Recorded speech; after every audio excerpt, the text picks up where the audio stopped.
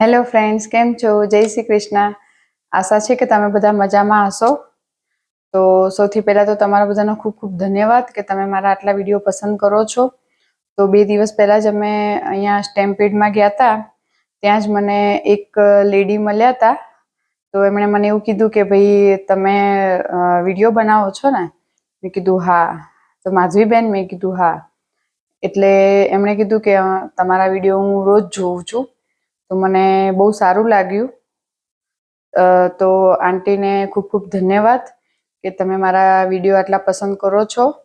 અને આપણે મળ્યા, તમને મળીને ખૂબ આનંદ થયો. તો સૌથી પહેલાં તો આજે હું ઇન્ફોર્મેશનવાળો વિડીયો લઈને આવી છું કે જે છે કે કેનેડા રોજ રોજ નવા નવા ચેન્જીસ કરતા જ રહે છે. તો અગાઉના દિવસોમાં જો તમારે કેનેડા આવવું છે, સ્પેશિયલી સ્ટુડન્ટ, તો આ જે વિડીયો છે એ સ્પેશિયલી સ્ટુડન્ટ માટેનો જ છે. તો જો સ્ટડી કરવા માટે તમારે આવવું છે તો કેનેડાએ 3 મોટા ચેન્જીસ કર્યા છે. તો આ જે 3 નવા અપડેટ છે એ આ વિડીયોમાં ડિસ્કસ કરીશું. તો વિડીયો આખો જોજો તો તમને 3 પોઈન્ટ ખબર પડે કે શું ચેન્જીસ છે.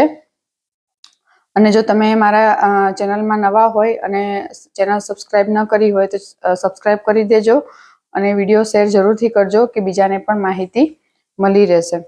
તો એઝ અ તમે જો ઇન્ટરનેશનલ સ્ટુડન્ટ કેનેડા આવો છો, સ્પેશિયલી જાન્યુઆરી ઇન્ટેક માટે આવવાના છો, તો જાન્યુઆરી ઇન્ટેક માટે આવવાના છો તો કેનેડાને તરફથી બહુ મોટું ચેન્જીસ છે. તો કેનેડાની તમે ફોર એક્ઝામ્પલ ત્યાંથી જે કોલેજમાં એડમિશન લીધું છે, બરાબર, તો તમે એ કોલેજ ચેન્જ નહીં કરી શકો. તો કેનેડા ગવર્મેન્ટ તરફથી અનાઉન્સમેન્ટ આવી છે કે મોસ્ટ પ્રોબેબલી આ જે છે એ જાન્યુઆરી ઇન્ટેકથી લાગુ પડશે એવું જણાવવામાં આવ્યું છે. તો જે લોકો સ્ટડી પરમિટમાં આવે છે, બરાબર, ત્યાંથી ઇન્ડિયાથી એડમિશન લઈને, તો સ્ટડી પરમિટ મળી જાય છે. તો એ પછી તમે કોલેજ ચેન્જ નહીં કરી શકો. અને જો તમારે કોલેજ ચેન્જ કરવી હશે તો તમારે સ્ટડી પરમિટ ફરીથી લેવી પડશે. તો પહેલાં એવું હતું કે ત્યાંથી તમને સ્ટડી પરમિટ મળી ગઈ, બરાબર, અને તમે પબ્લિક કોલેજમાં લીધું એડમિશન કે પ્રાઇવેટ કોલેજમાં લીધું, અને જો તમને કોલેજ સારી ન લાગી તો તમે કોલેજ ઇન્ટરનલી ચેન્જ કરી શકતા હતા. પણ હવેથી એવું નથી. કેનેડાએ રૂલ્સ ચેન્જ કરી દીધો છે કે કોલેજ માં જે સેમ સ્ટડી પરમિટ છે એનાથી કોલેજ ચેન્જ નહીં કરી શકો. તો આ રૂલ્સ જે છે એ મોસ્ટ પ્રોબેબલી જાન્યુઆરી ઇન્ટેકથી લાગુ પડશે. હવે બીજો જે આપણે વાત કરીએ બીજા ચેન્જીસની, તો એમાં કેવું હતું કે જે લોકલ કોલેજ જે છે કે લોકલ પ્રોવિન્સ જે છે, તો કેનેડાની પ્રાઇવેટ કે પબ્લિક જે બી તમે કોલેજમાં હોય, બરાબર, તો એ પ્રાઇવેટ કે પબ્લિક એની ઓથોરિટીઝ એ પહેલાં લોકલ પ્રોવિન્સને રિપોર્ટ કરતી હતી, બરાબર. ફોર એક્ઝામ્પલ તમે અલ્બર્ટાની છે તો અલ્બર્ટાની કોલેજવાળા અલ્બર્ટામાં કરે, ઓન્ટારિયોની ઓન્ટારિયોમાં, એવી રીતે લોકલ પ્રોવિન્સને રિપોર્ટ કરતી હતી. તો રિગાર્ડિંગ જે સ્ટુડન્ટ એનરોલમેન્ટ છે, રિગાર્ડિંગ સ્ટુડન્ટ સ્ટડી પરમિટ છે, બરાબર, પણ હવેના દિવસોમાં એમાં પણ ચેન્જીસ આવશે. તો એ જે છે લોકલ ઓથોરિટી એ હવે ડાયરેક્ટ આઈઆરસીસીને અપડેટ કરશે. તો આઈઆરસીસીને રિપોર્ટ કરશે. તો એમાં સ્ટુડન્ટની જે પ્રેઝન્સ છે, પછી સ્ટુડન્ટનું જે પરફોર્મન્સ છે, એ બધું આઈઆરસીસીને ડાયરેક્ટ અપડેટ કરવામાં આવશે. અગર કોઈ સ્ટુડન્ટ કોઈ પ્રોબ્લેમ કરશે તો એને ડાયરેક્ટ આઈઆરસીસીને એનો રિપોર્ટ કરવામાં આવશે. તો હવેથી તમે જો ઇન્ડિયાથી સ્ટડી પરમિટ લઈને આવ્યા છો કે એમાં કેવું છે કે આપણે ઇન્ડિયાથી જે સ્ટડી પરમિટ આવે એમાં ડીએલઆઈ નંબર હોય, બરાબર, તો એનાથી તમે સ્ટડી કરી શકો છો. અગર તમારે કોલેજ ચેન્જ કરવી પડે તો ડીએલઆઈ નંબર જે છે એ ચેન્જ થાય તો ફરીથી એપ્લિકેશન કરવી પડશે. તો આ જે રૂલ્સ છે એ ચેન્જ થઈ ગયો.